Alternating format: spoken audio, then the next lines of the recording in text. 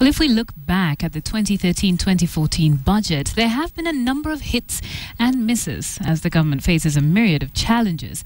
Michael Karanja took a look back at the current fiscal year budget that comes to a close by the end of June. June 11, 2013, Henry Rotich walks out of Treasury Building and repeats a scene that has been played out for a number of decades. Holding the budget briefcase aloft, the Cabinet Secretary held the dreams of a nation anchored on the manifesto laid out by the Jubilee administration during the campaign period.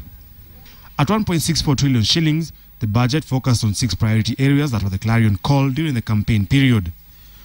These were food security, where 2 billion shillings was set aside for the agribusiness fund to aid farmers expand their production. A further 3.6 billion shillings was devoted to the 1 million acre Galana irrigation program.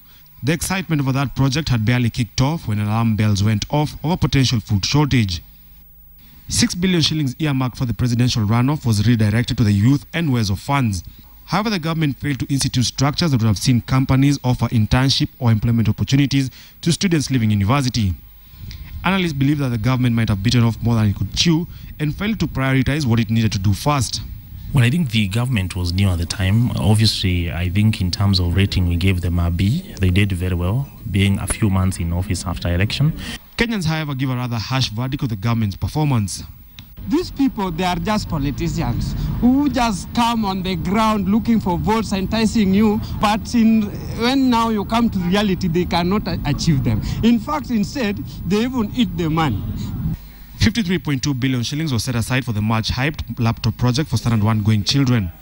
Challenges in procurement coupled with mounting budgetary shortfalls saw the project shelved for another year.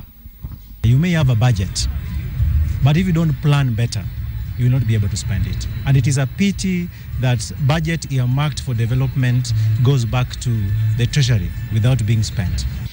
A shining light in the current budget would have to be the introduction of free maternal care in public hospitals. However, the health sector has been rocked with staff shortages, not to mention failure to invest in new hospitals. The 1.5% railway development levy imposed on all imported goods has also worked wonders for the government, netting 14.4 billion shillings against a 9.9 billion shilling projection. The introduction of the VAT Act last year has, however, been linked to the rising cost of living that has seen inflation rise to 7.3%. Michael Karanja, KTN.